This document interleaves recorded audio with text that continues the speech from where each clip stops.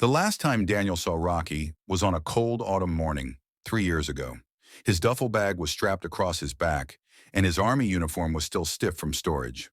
Rocky, his loyal German shepherd, had followed him to the car, tail wagging slowly, ears drooping as if he already knew what was coming. Daniel had knelt, rubbed behind the dog's ears, and whispered, "I'll be back, boy. Be good. Take care of Dad." Rocky had licked his face and whined, a sound Daniel still heard at night during deployment, a sound that often cut deeper than any battlefield silence. 3 years in the Army had aged Daniel more than he'd anticipated. He'd lost friends, seen things he didn't want to remember. But what had kept him grounded, what he had clung to in the darkest nights overseas, was the memory of Rocky, his brown eyes, his bounding gait, his instinct to protect. His father had kept him updated through short letters. "Rocky still waiting by the door every evening?" Or, "He barked at the mailman again. Thought it was you." But over time, the letters slowed. His father wasn't a man of many words, and Daniel didn't blame him. Still, a part of him had begun to wonder, would Rocky still remember him? The drive back home was filled with quiet anticipation. He didn't tell anyone he was coming. No calls, no warning, just the sound of tires on gravel as he pulled into the driveway of the old countryside house. The lawn looked rough, untamed in spots, but familiar. He stepped out, his boots crunching the earth. The porch creaked the same way it always had. Then, movement. A figure bolted from behind the side of the house. A large German shepherd, older now but still powerful, charging forward with speed that almost made Daniel brace for impact. Rocky stopped short. His tail froze. His body stiffened. Then came the sniffing.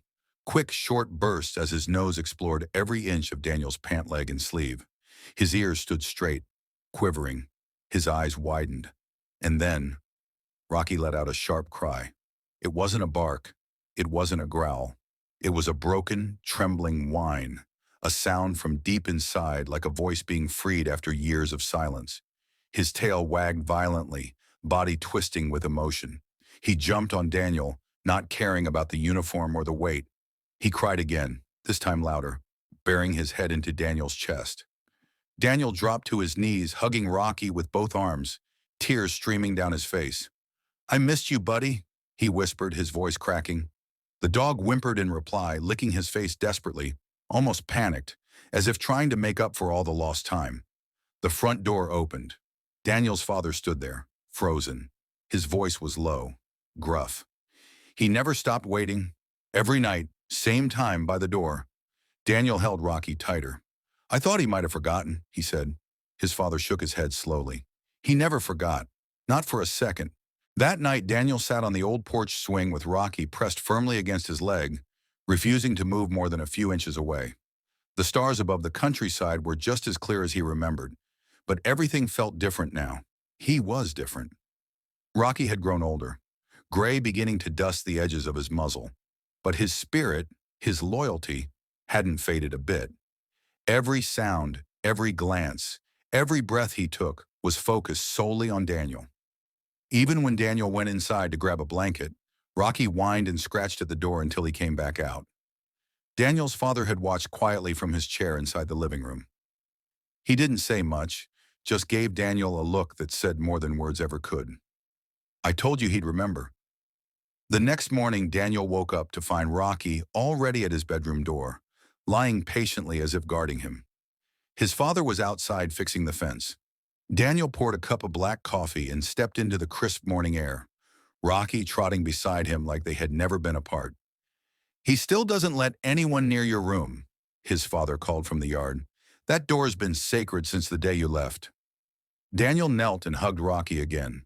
The dog nuzzled into him, breathing deep, sighing as if releasing years of held-in tension.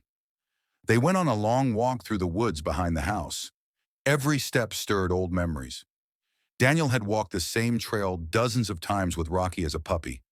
Now the same trail bore paw prints once again, but this time with a quiet heaviness. The trees had grown taller, the path more overgrown, but Rocky knew every turn, every scent, every sound. At one point, he sprinted ahead, disappearing over a hill. Daniel panicked for a moment, then Rocky returned seconds later, holding an old stick in his mouth, the same one Daniel had thrown 3 years ago and forgotten to retrieve. Daniel took the stick and smiled, tears threatening again. "You kept this?" he whispered. That night, he found an old box of photos in his closet. Rocky sat beside him, tail thumping slowly as Daniel pulled out picture after picture.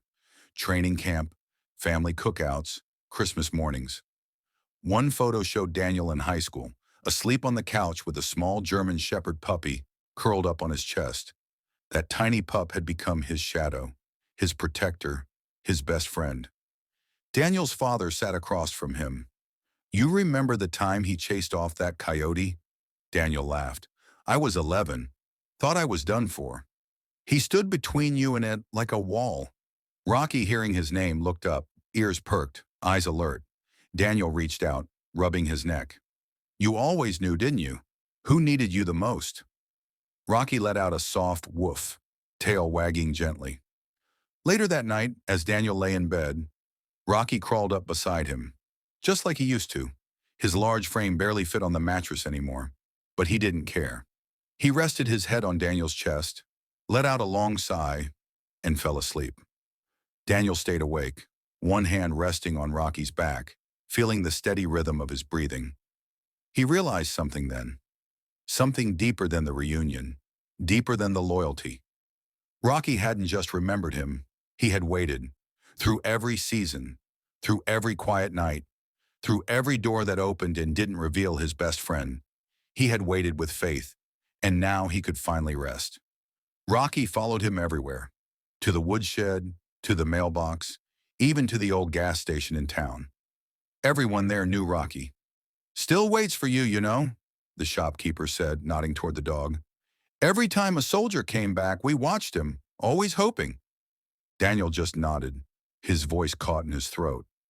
But with every day he noticed something. Rocky was slowing down. Not drastically, not suddenly, but noticeably. He slept a little longer in the mornings, took more time getting up after lying down. The once effortless leaps onto the porch now required a little push. His eyes were still sharp, still full of love, but his body was telling a different story. Daniel tried not to think about it. He focused on what he had, every moment, every tail wag, every glance, and buried the ticking clock somewhere deep inside. One evening, as the sky burned orange behind the trees, Daniel took Rocky to their favorite spot by the lake. They sat in silence, side by side on the grassy bank. The air was still. The only sound was the gentle lapping of water against the shore. "I used to think I needed saving," Daniel said, staring at the lake. "But you were the one who kept me alive out there." Rocky looked up at him, ears twitching slightly, as if listening to every word. "I thought I was protecting you, but you were the one waiting. You were the one who never gave up." Rocky licked his hand gently, his eyes never leaving Daniel's. They sat until the sun disappeared and the first stars blinked into the sky. That night, for the first time since Daniel had returned, Rocky didn't jump onto the bed. He curled up beside it instead, resting his head on Daniel's boots, the same pair he had worn the day he left 3 years ago. Daniel lay in the dark, watching him. He heard the soft breathing. He felt the weight of silence. Then, nothing. Just stillness. Daniel sat up quickly. "Rocky." No movement. He climbed down and touched him. The fur was still warm, still soft. But there was no rise and fall of breath, no tail wag, no cry of joy, just peace. And in that moment, Daniel broke. He pulled Rocky into his arms and held him the way a soldier holds his fallen brother. Tight, fierce, unable to let go. Tears streamed down his face as memories crashed down like waves. The first time they met, the games, the patrols, the day he left, and now, the last goodbye. The next morning, he buried Rocky under the old oak tree, the one they used to sit beneath as a pup. He placed the same stick Rocky had brought back, the one from 3 years ago, beside the grave. No words on a stone, just silence, just honor. The town heard. They came one by one, placing old photos, dog tags, and flowers around the tree. No one spoke loudly. Some men saluted, others stood with hands on hearts. Daniel stood last. He placed his palm against the grave and whispered, "You waited for me. Now rest, my boy. I'm home." From that day forward, Daniel walked the path alone, but never really alone. Every rustle in the trees, every gentle breeze, every sunset by the lake reminded him that loyalty like Rocky's didn't die. It lived in every heartbeat that never gave up, in every cry of reunion, and in every soldier who finds his way back, only to realize the one who truly fought the longest was the one who waited. Like, share, and don't forget to subscribe.